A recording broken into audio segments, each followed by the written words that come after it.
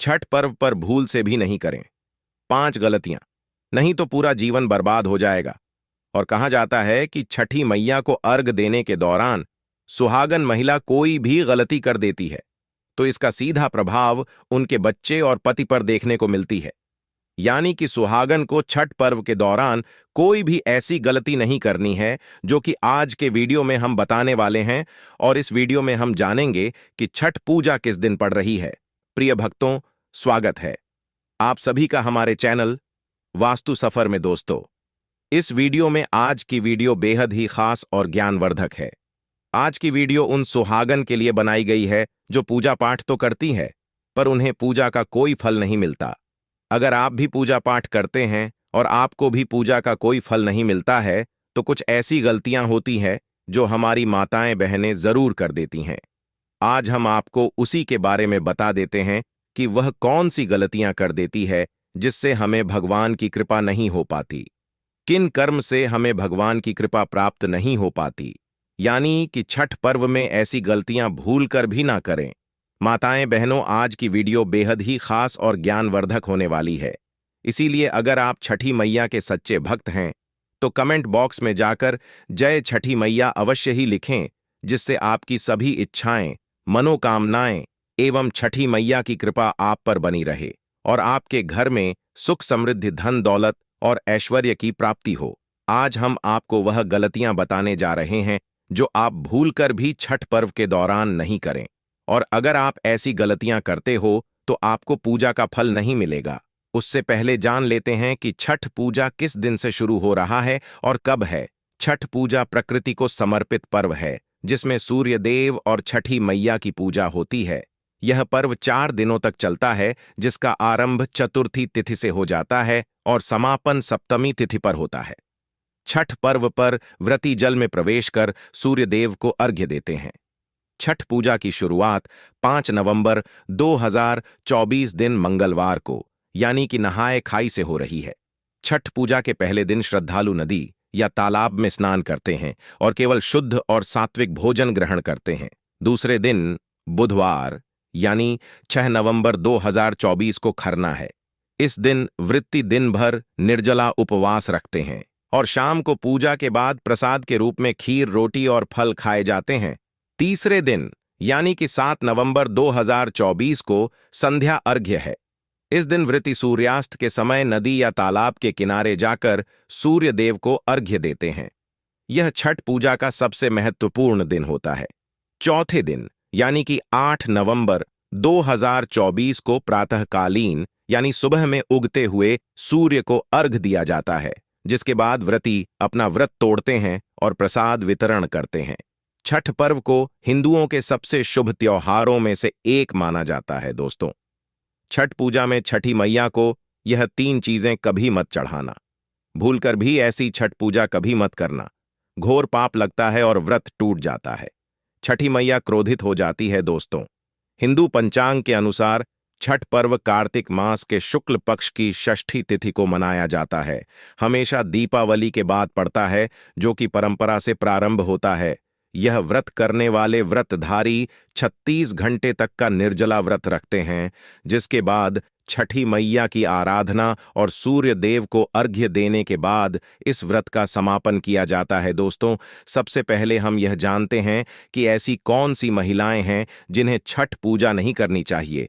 लगता है घोर पाप और व्रत टूट जाता है छठ में या क्रोधित हो जाती है। दोस्तों, छठ पूजा का व्रत ऐसी महिलाएं गलती से भी न रखें, अन्यथा आपकी संतान और पति पर भारी संकट आ सकते हैं। उल्टा आप पाप के भागीदार बन सकते हैं। ऐसी महिलाएं छठ पूजा से रही दूर। दोस्तों, कार्तिक मास की षष्ठी को छठ मनाई जाती है। छठे दिन पूजी जाने वाली षष्ठी को बिहार में आसान भाषा में छठी मैया कहकर पुकारते हैं। मान्यता है कि छठ पूजा के दौरान पूजी जाने वाली यह हुआ था सूर्य भगवान की बहन है। इसीलिए लोग सूर्य को अर्घ्य देकर छठ मैया को प्रसन्न करते हैं। वही पुराणों में मां दुर्गा के छठे रूप कात्यायनी देवी को भी छठ माता का ही रूप माना जाता है। छठ मैया को संतान देने वाली माता के नाम से भी जाना जाता है। मान्यता है कि यह पर्व संतान के लिए मनाया जाता है। खासकर वह जोड़े जिसे संतान की प्राप्ति नहीं हुई है, तो वह छठ का व्रत रखते हैं। वहीं सभी अपने बच्चों की सुख शांति के लिए छठ मनाते हैं।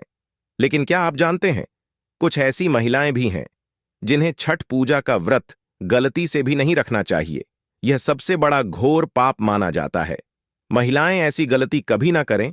तो चलिए जानते हैं, शास्त्रों के अनुसार जो लोग अधूरी शादी करते हैं वह शास्त्र का अपमान करते हैं।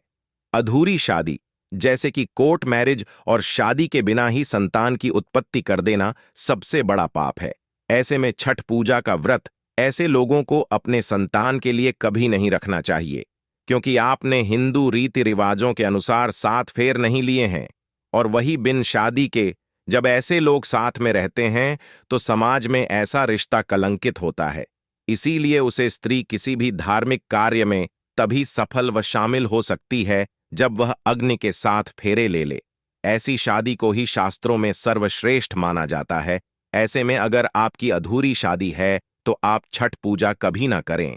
आपके ऐसा करने से छठी मैया का अपमान माना जाएगा और आपको पाप लग सकता है। दोस्तों, शास्त्रों के अनुसार इस व्रत को सच्चे मन से रखना चाहिए। अगर कोई महिला शौक में यानी बेमन से इस व्रत को रखती है तो उसके पति और संतान पर कष्ट आ सकते हैं। सच्ची श्रद्धा के साथ छठ पूजा का व्रत रखना चाहिए। इस व्रत के सफल होने से संतान सुख की प्राप्ति होती है। संतान को कष्ट कभी नहीं आती।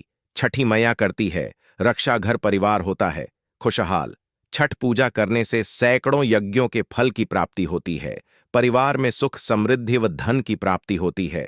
छठी मैया की पूजा से सभी मनोकामनाएं पूरी होती हैं। दोस्तों, वही कुंभारी कन्याएं और पुरुष भी छठ पूजा कर सकते हैं। छठ पूजा का फल कई गुना प्राप्त होता है। इससे व्यक्ति के सभी पाप खत्म हो जाते हैं और सुख समृद्धि की प्राप्ति हो जाती है। छठ पूजा का व्रत पूरा करने से स्वयं छठी मैया आपके पूरे घर की रक्षा करती है। दोस्तों, अब यह भी जान लेते हैं कि छठ मैया को ऐसी कौन सी 3 चीजें हैं जो नहीं चढ़ाने चाहिए। भयंकर पाप लगता है दोस्तों।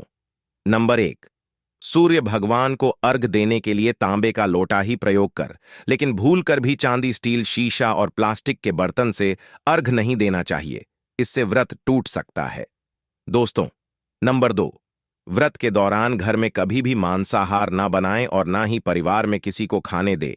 साथ ही साथ व्रत के दौरान घर में मदिरा आदि या धूम्रपान भी नहीं करना चाहिए। दोस्तों, नंबर 3, छठी मैया का प्रसाद बहुत ही शुद्धता के साथ बनाया जाता है। उनका प्रसाद हमेशा ऐसे चूल्हे पर बनाए जिसे ताज़ा लिपाने रहे हो तो गैस स्टोव को अच्छी तरह से धो लें। पहले से बने चूल्हे पर कभी प्रसाद ना बनाएं, इसके लिए नया ही बनाएं। दोस्तों, नंबर 4, सूर्य को अर्घ देने से पहले कभी भी भोजन ग्रहण ना करें। घोर पाप लगेगा। वृद्ध लोगों को पहले और दूसरे दिन सूर्य को जल देने के बाद ही भोजन करना चाहिए। नंबर 5, छठी मैया से मांगी मन्नत अगर पूरी हो तो आपको अपनी मन्नत को पूरा होने की विशेष पूजा जरूर करनी चाहिए, अन्यथा छठी मैया के प्रकोप का सामना करना पड़ सकता है। नंबर 6 में प्याज और लहसुन का प्रयोग इन दिनों तक भूल कर भी ना करें। इस जीवन में आपको बहुत बुरे दौर से गुजरना पड़ सकता है कि इस समय लहसुन, प्याज वगैरह से दूरी बनाने। दोस्तों, नंबर 7, छठ का व्रत करने वालों को जमीन पर 4 दिन तक सोना चाहिए। छठ पूजा वाले कमरे में ही अपना आसन लगाना चाहिए और आपको छठ मैया का ध्यान करते रहना चाहिए। इससे आपके व्रत को संपूर्ण करती है और कोई भी विघ्न बाधा नहीं आती। नंबर 8, जिस जगह पर प्रसादी बन रहा हो वहां साधारण भोजन भी नहीं बनाना चाहिए। दोस्तों, नंबर 9, प्रसाद बनाते हुए नमक हाथ भी किसी पूजा के वस्तु या प्रसाद से नहीं छूना चाहिए। दोस्तों, नंबर 10, पूजा के दौरान अपनी वाणी को बुरी बातों से थोड़ा दूर रखें। जुबान पर गंदे विचार भी नहीं लाना चाहिए। छठी मैया का आशीर्वाद पाने के लिए आपके मन में गंदे विचार नहीं आने चाहिए। दोस्तों, नंबर 11, घर में पूजा के दौरान झूठे बर्तन और गंदे कपड़ों का ढेर बिल्कुल नहीं होना चाहिए। इससे छठी मैया क्रोधित हो जाती है और व्रत टूट जाता है। छठी मैया को साफ सफाई बहुत पसंद है। व्रत के दौरान अपने घर को साफ सुथरा रखें और गंगा जल से छिड़काव अवश्य कर लें। इससे पूरा घर पवित्र हो जाता है और छठी मैया का आशीर्वाद प्राप्त हो जाता है। तो दोस्तों, आपको यह वीडियो कैसी लगी हमें कमेंट के माध्यम से जरूर बताइएगा। और वीडियो को एक लाइक जरूर करे और हमारे चैनल वास्तु सफर को सब्सक्राइब जरूर करे। धन्यवाद।